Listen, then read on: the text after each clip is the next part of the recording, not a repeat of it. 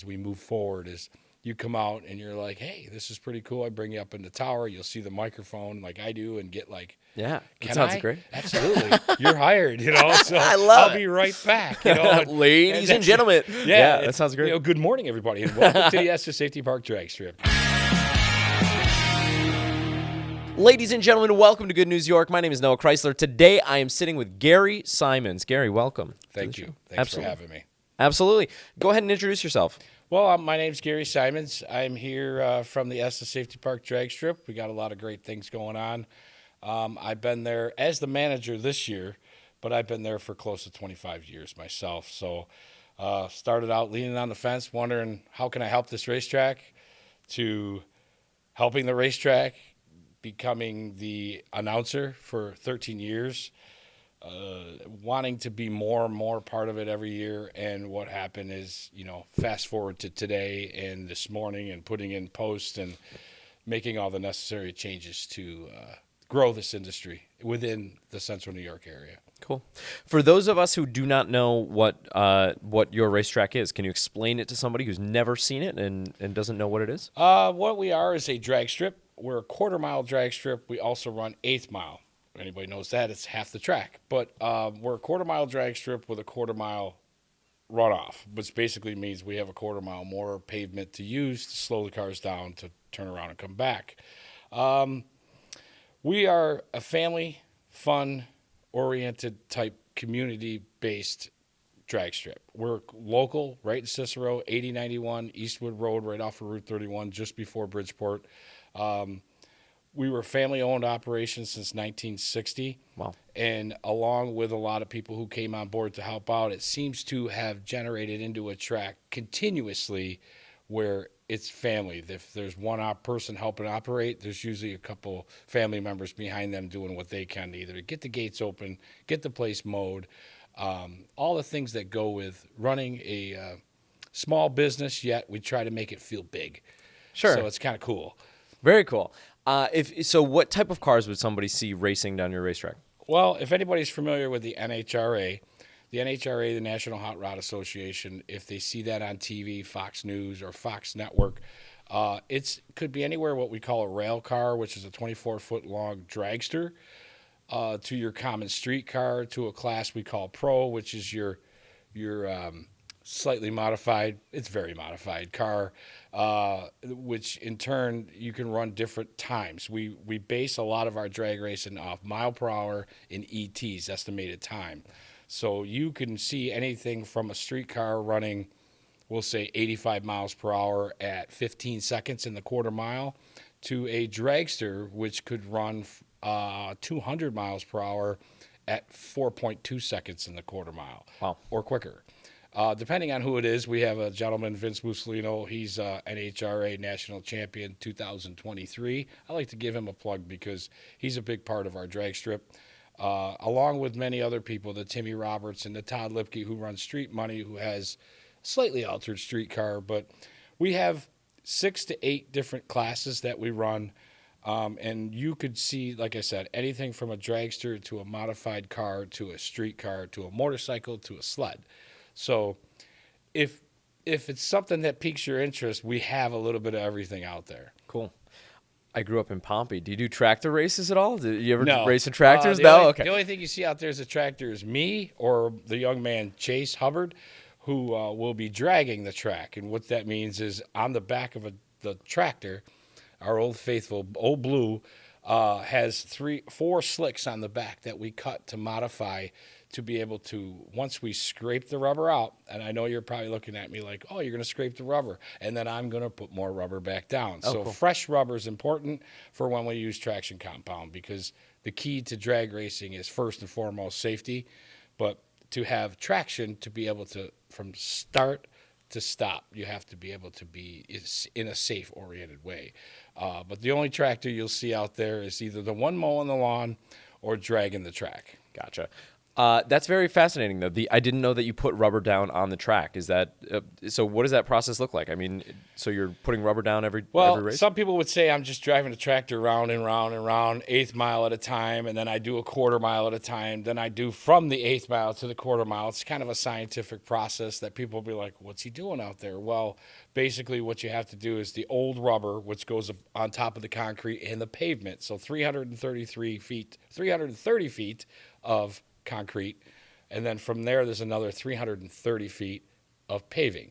So your bottom line is you scrape old rubber up, because when a car takes off from the starting line rapidly, a 60 foot from the starting line to 60 foot, you're looking at 1.5 seconds, 2.2 seconds, and they need to have as much rubber to rubber, the rear tires to the surface. So you don't want old rubber on there, because that'll just pull up, cars slip the tires, and we do not ever want to create an unsafe situation. So the goal is to pull up all the old rubber. We have a piece of equipment that scrapes the rubber up, and then what we do going forward is I hop on the tractor, hopefully some nice fresh new tires that we cut, and literally I will start from the outside part of the one lane, drag the track, drag back, go into the middle, and then to the inside. So it's kind of like I said, it could take up 6 to 8 hours to resurface. We call it resurfacing the track, or putting rubber down, constantly walking it, and then you broom it. You have a nice big tractor that we broom it. So yes, there is 2 tractors, but we would broom it, clean it, make sure there's no debris on the track, little pieces of rubber, etc., and then start dragging again. So Cool. yeah, some people would say he drags, and then I go, I drag some more. So because putting new rubber is the key to a efficient track. Cool. How often do you do that process? Well, we have to do it every week. Every week, which got it. In order to space it out sometimes, because we're human, we all have jobs, families. So a lot of us, you'll have somebody come out and scrape it, whether it be Monday or Wednesday or Friday, could be Saturday morning. Being that we race every Sunday, and sometimes on Saturday, we have a Saturday coming up only because of rainouts so far. I don't know if anybody's noticed, but we've gotten a lot of rain. I've noticed, yeah. It's not my favorite. So we don't do jet skis out there, but we could. But with that being said, it's unfortunate when we have to cancel, but it is fortunate because it gives us an opportunity to do these types of things and put a little more extra work into it. So I would say, I would probably myself go out, spend a couple hours on a Friday, check out the track, maybe put some few laps on it, maybe a couple hours, just to kind of give a baseline.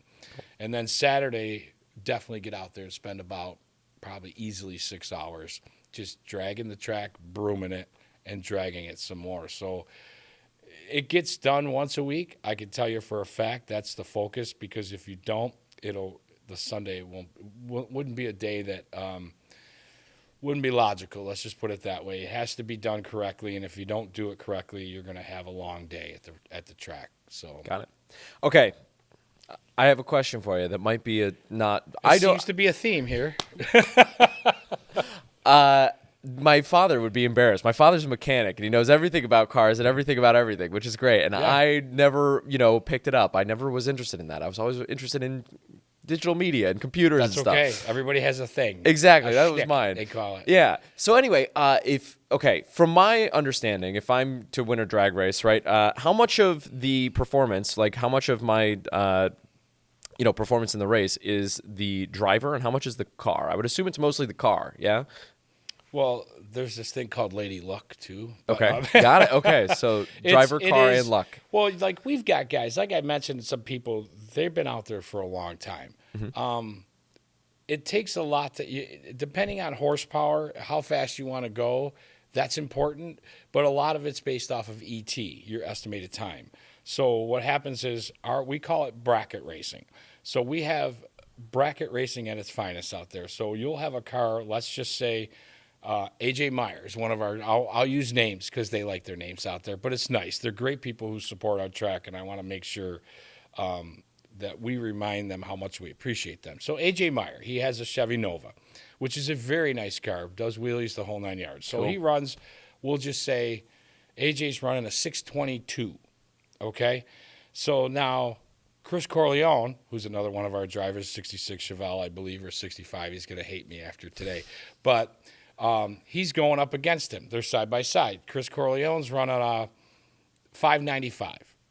So basically, what happens now, they both have very fast cars, very beautiful cars. I can say that for a fact, and they're very dedicated to our track. AJ will get a head start. So he'll get that differential. The 622 gets a head start. Now this 595, they have to catch him. It's about horsepower catching him, but it's about knowledge and understanding what they call racing the stripe. So you get down to the top end of the track. You do not want to break out. Break out meaning you went too fast within yourself. So a lot of times some would say, and I remind my daughter of this, Brooke, all the time, is you're generally racing yourself. You have a dial-in on your car. Yes, you're racing the guy next to you. You're trying. It's a little bit of a head game. It takes some talent. It takes some talent to understand what your car is going to do, how fast it's going to go, maybe how slow it's reacting. There could be so many variables that people think, oh, they just go straight, but there's more to it. There's a little process. My car ran. You get 2 test and tunes, what we call our 2 time trials in the morning, to figure out what your car is going to do. Now you come up to the line. Yeah, I'm going to run this number. It doesn't always work that way. You know, the car's off a little bit, or mechanically something may have happened, or the person next to you is a little better at playing the game at the stripe. So if you look at it from a mechanical standpoint, what you need to focus on is making sure your car is 100%, whether it's leaking oil, not leaking oil, et cetera, et cetera. But it takes some skill. It takes some skill, what your car is going to do, how you're going to react.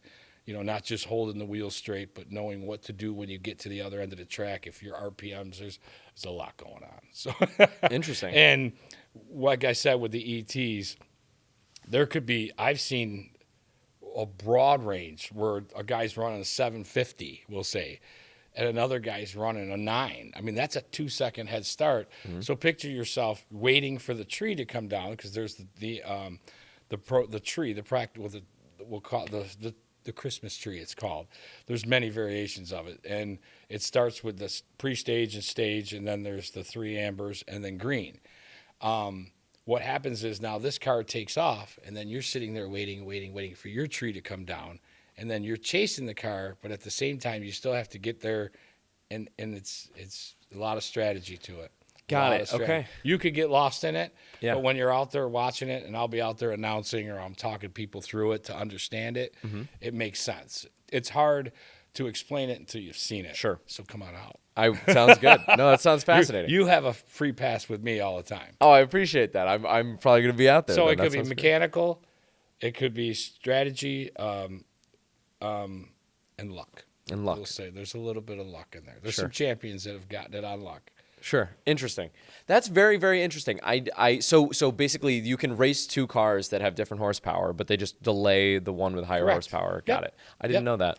Yeah. I've never actually seen a drag race, which is terrible. I should go watch one. I've opened your eyes to things. And I think that's the concept of being here, is to open everybody's eyes to there's an actually really cool, fun family place. We have concession stands. You know, we have a nice open field you can park in, stand along the fence just like the old times, or get up in the grandstands. You can walk around, look at the cars in the pits. So that's the concept. To remind, we've been here since 1960. I could tell you at least 2 to 3 times a day I hear, what? There's a drag strip in my neighborhood. Now, you don't have to love drag racing, mm-hmm. but boy, it's pretty cool once you bring your son, your daughter, your wife, or your family member there, to bring the family. You know, it started that way, and we'd like to keep it that way as we move forward. As you come out and you're like, hey, this is pretty cool. I bring you up in the tower. You'll see the microphone like I do and get like, yeah, that sounds great. Absolutely. You're hired, you know, so I'll be right back. You know, ladies and gentlemen. Yeah, that sounds great. You know, good morning, everybody, and welcome to the Esta Safety Park Dragstrip. You know, and it all started there. For me, it started there a long time ago. And cool. I always wanted to be. It was funny. I was telling my brother-in-law all the time that he helps me at the track a lot, along with a lot of people. He said, you never talked about wanting to race. You always talked about how you could work here. He goes, here you are. And I was like, yeah, be careful what you wish for, you know. So there's a vision for everybody, and I take great pride in it. I really do. I wouldn't be here if it weren't for the fact that people were willing to open the door and say, hey, come talk about what we have in our backyard. You know, that's the fun part. Right in Cicero. Cool. It's not far. How have you seen the business change over the years? Boy, that's a good question. What I've seen it change is the factory cars are faster than they used to be.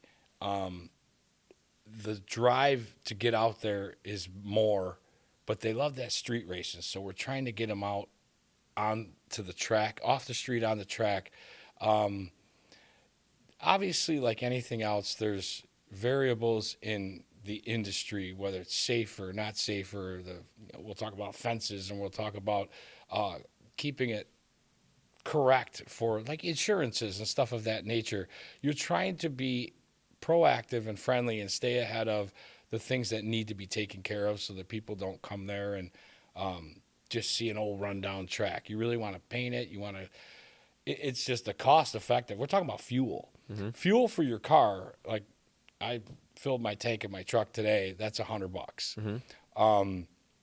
Race fuel. You think $4.56 a gallon's expensive? Right. Try $10.56 a gallon. Mm-hmm. A barrel of alcohol, because a lot of these guys run alcohol. Man, it's up $300-$400. You know, and that's putting it mildly. I don't have all the exact costs on me. I can just tell you that a 5-gallon drum of, say, M12, it's 5 gallons. It's $150. So I would say, as a whole, there's less tracks to go to, which means you got to drive farther. The fuel is something that is a big factor in this. The mechanical parts take longer to get. Those are more expensive. Just the whole, I think cost. I think if you were to look at it as a whole, in a nutshell, cost, and if you're doing this, it's more of a hobby. I mean, there's big races out there that pay a lot of money. I'm involved with one myself, which is at a different racetrack, but that's something I do because that's what I've always done. But I think it's about cost in trying to keep it affordable. So you're not selling hot dogs at $10 a piece. So when you bring your family, you want to make sure you're making it affordable, enjoyable, and something to see. So I would say in a nutshell, I mean, we're looking at fuel costs and different mechanical things take longer to get. Mm-hmm. It's not just on Amazon, you know. Right. Amazon's wonderful, ask my wife. But at the same time, that's where we're at. It takes a lot of time and money. So gotcha. Has your knowledge of drag racing, has your experience on the track and learning about these cars, has it changed the way that you think about driving your standard vehicle every day? And has it like made you think about different factors in that? Yeah, I would say, I mean, I drive with, safety first, always. I do everything safety. Everything I try to do is be proactive on what if, so when I drive and how I think and what I do on the streets, it's always, marketing, promoting, trying to show that, we don't have to be fast on the street. Mm-hmm. How we don't have to be running from one place. Like today coming here, my God, you get to the mall and you're stopped in one lane. There's no hurry. Relax. We're all going to get there. Mm-hmm. I did race. I was a 2-time track champion myself. Wow. But that was just back when I was younger. Sure. But I guess, like, for me, my daughter actually will be racing this year, and she doesn't think that way out in the street. It's geared for the track. Mm-hmm. So once you go into the gates, that's where your mindset is at. How can I give somebody a safe surface? How can I be the safest I can be? Make sure the seat belts in your car, making sure your car is 100% for the streets, the same thing for the track. So it's kind of mirrors itself a little bit. So, I'm a slow roller. I'm a grandpa. I think that way. So that's how I've always thought. I mean, sometimes this traffic and all the construction going on is what it is. So you have to give yourself a few extra minutes, like I did this morning. Thank God, because I think I did some laps around the building. Oh, so. Yeah. No, there's some great construction going on. So, thank God for the people around who are like right there. So I would just say I'm more cognizant of my surroundings. It's just a safe environment, always trying to create that. Cool. So. I think you've kind of touched on it a little bit a few times, but basically street drag racing. What are your thoughts there? Well, I would love to see them come more to our track. first and foremost, I have a place for you to do that.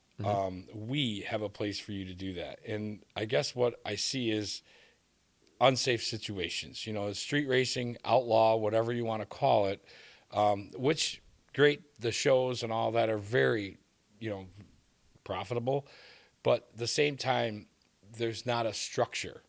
And your structure is within the people that are around. They're all great people, and we do tend to get them at our racetrack. So one thing I did this year, taking what we call test and tunes, it's called Run With Your Brung Test and Tune. It's basically open to anybody who wants to come run their car. Cool. What I did is I changed the hours from 10 to 4 to noon to 8. Nice. To try to incorporate, maybe get the need for speed out of them a little bit, Sure. And not to mention these great young people do not get up at 10 in the morning. Sure. So the street scene is really cool. There's nothing wrong with the street scene and going to show your car. But what I think it's out there, it's hard to stop. But at the same time, we have a place for them to come. If they want to invite 20 cars and come do their own little race, let us know. We'll make that happen. One thing we are open to is suggestions, opportunities. If there's, like I said, if there's 20 cars out there and they all want to run each other, we'll create something for them to do that. So maybe that need for speed will be more at the track, and then they can go brag at the car show at night. Sure. So that's my focus. I love every version of car. It does not matter because they can all go down our track, whether it's a Honda, Mitsubishi, a Dodge Charger, Challenger, Camaro, new or old. We welcome all of that to get them off the street for the racing part, and then let them go show their cars and brag about their time slips, because they'll all get a time slip, how fast their car was or wasn't. I love it. Somehow those ones, I bet, are they're going to he's disappear. over there like, I'm going home, But a lot of them do come out. They get their time slips and stuff and do what they want to do after the fact. But that's why we have incorporated the no prep. What they have a no prep class, which is basically your street racing. But we have Daddy Dave. I don't know if you're familiar with him. Daddy Dave is one of the bigger names in the no prep racing. It's called DDR. It's coming June 14th, I believe. I have the schedule here. June 14th, we have a DDR race. It's a no prep. I don't do any prep. You won't see the tractor out for that. They just want your standard surface, and they're a group of guys that come out, and Daddy Dave comes. He puts on the show. Kind of a starstruck for a lot of the people who want to come and check it out and see somebody who's been on TV, and that's great, and that's what we invite. We invite you to get off the street, come out, enjoy some time with us, and at the same time maybe meet and greet some people, because we're an open platform. We're not sitting there fencing you in certain areas. We have a big open variety of areas you can roam about. So the no prep is kind of the new thing right now, and we invite that. We have 4 races coming up this year. Three or 4. It always changes. So I'm gonna talk to you about that in a second. I got a different question here, and that is, what is your favorite racing movie? My favorite racing movie. And then maybe least favorite too. I can't make it through a movie. That's why it's tough.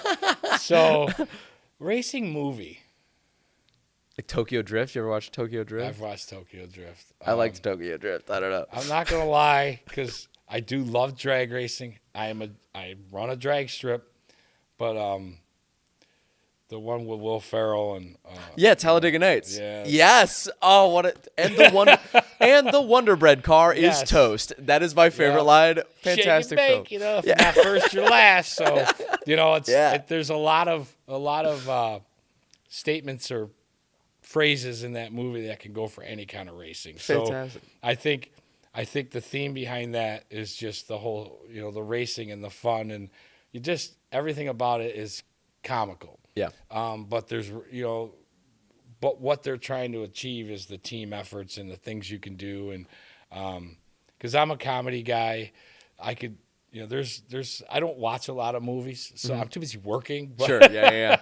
Love it. It doesn't mean that I'm not human, but, there is some stuff but that would probably be one of my favorites because I love to laugh. And Will Ferrell, my God, he's nonstop. So. Right. No, that's great. Cool. Okay, great. So what events do you have coming up? You guys have a thing every Sunday, yeah? We have every Sunday, but also every Sunday we have a race. Technically, we're unofficially open this. We were technically supposed to be open May 3rd, rained out. May 10th, Mother's Day, rained out. But not just rained out, the grounds are very wet. So even though it may look dry, you drive by, you see dry pavement, all the grass is very wet. If anybody's from Cicero or that area in general, it's swamp, Right. So we have some elevated areas that aren't bad, but you really can't get people in there with trucks and trailers and even regular cars because they'll sink. So tentatively, we're open this Saturday from noon to 8.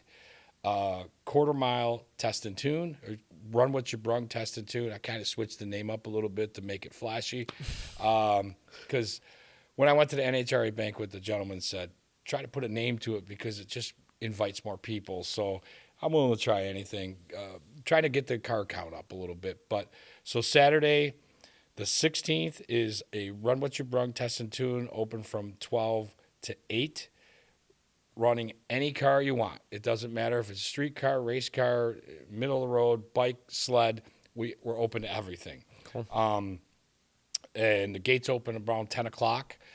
And then Sunday, we have our Summit ET bracket race. So the bracket racing is 8th mile. So because of the fact that most tracks run 8th mile, which is half the track, we stick to that and keep it standard. If you wanted to make test and tune runs, you can still come out to the track. We offer that as well. Some people do not want to get involved in the racing. They're not sure of the competitiveness and everything, so they just want to come and make some passes. So Sunday the 17th, we are tentatively open because of the weather. It looks like we're getting more this week as far as rain. But if not, we'll just move it the following week, and we'll keep going forward. June 1st, we start our first car shows. So we are doing car shows at the facility. It'll all be right in the staging lanes, and most people I've talked to understand where that is.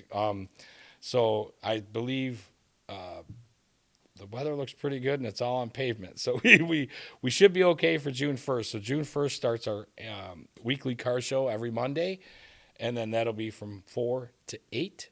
We'll do door prizes. We'll do 50-50 raffles. I'll have concession stand open, food truck, ice cream, and fun, relaxing, and that's every Monday. So I look forward to that. It's the first time we've done it, and right now I've gotten involved with a lot of the custom car crews presidents and different clubs, and they're excited because we have a facility and I can play music over the intercom and different things to keep it interesting. But we're every Sunday. Cool. Schedule's on our website, www.estadrags.com.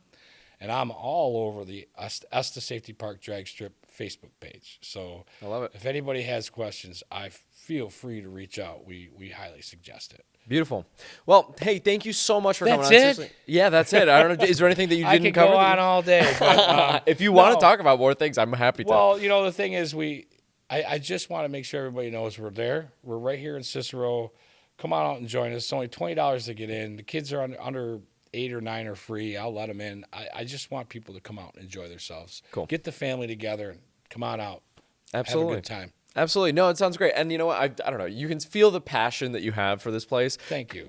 Coming off of you. And it's Everybody wonderful. says it like Yeah. you're infectious. And I say, well, not a lot of guys will go out first thing in the morning and put in 2 fence posts because I wasn't going to this morning. And I realized, son, let's go out. But the thing is, it's not a one-day thing. It takes 7 days. It takes a village between Todd Lipke, Vince Mussolino, my brother-in-law, Sean, Lance, who helps me manage the place, Gary Tucker mowing the lawn, my daughter Brooks out. I mean, I can go on, and I'm so grateful for all the people that are involved and the sponsors. We have sponsors.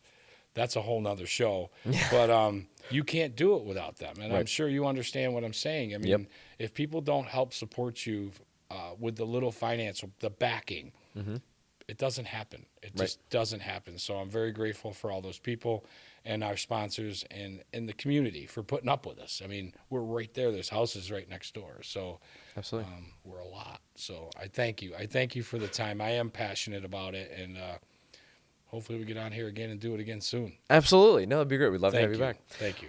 Very cool. Ladies and gentlemen, thank you so much for watching. This is Good News York, put on by Clickstream Studios. We just took over the new Spaghetti Warehouse location. It is a 17,000 square foot studio space where we are building out podcast studios and different types of sets to shoot videos and things inside of the old Spaghetti Warehouse location. We are a full-service content marketing agency. If you need video ads, if you need videos for your social media, if you need any form of marketing from paid ads to the whole 9 yards, websites, that sort of thing, let us know. We are running a promotion where to celebrate our launch, we are doing free marketing plans for local Syracuse business owners. So if you are a local Syracuse business owner and you are interested in a marketing plan, let me know. I'm going to meet with Gary after this, and we'll set up some time to do that. But basically, I will meet with you for about 45 minutes. I will take everything I hear from that call and basically do a bunch of research in your industry, in your niche, to find out what's working for you, and I will build you a free marketing plan, and I will give that to you for free. You are welcome to either execute on that with us, or if you want to do that on your own, you are more than welcome to, or you can go somewhere else to one of our competitors. It is your gift that we're going to give you for free. You can go to call.clickstreamstudios.com to schedule some time with me and get your free marketing plan. Thank you also so much to our sponsor, Ads on the Go, getadsonthego.com. Thank you very much for sponsoring the show. My name is Noah Chrysler. This is Good News York. Thanks so much for watching. Have a great day.